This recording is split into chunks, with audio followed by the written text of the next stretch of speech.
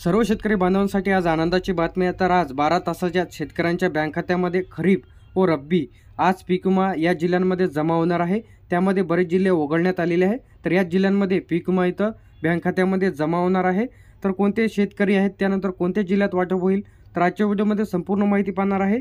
तर व्हिडिओला स्किप न करता शेवटपर्यंत बघा।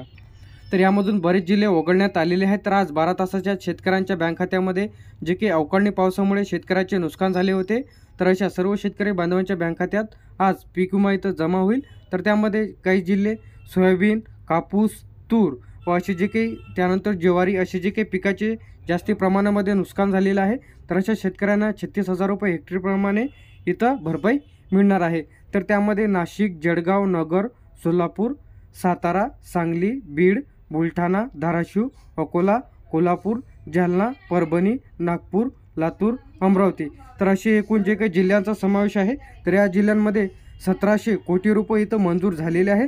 17,73,49,000 जे काही इथे पीक विमा जमासाठी होणार आहे।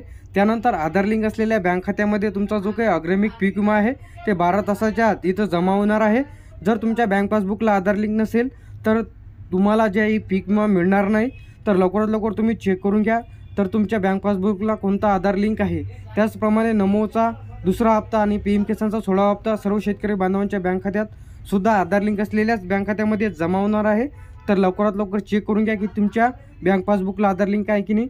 त्यानंतर बरेच शेतकऱ्यांचे कमेंट्स आले होते की तुम्ही जे आहे रोज रोज एकच माहिती टाकत आहे व आम्हाला आधी काही पीक विमा मिळालेला नाही।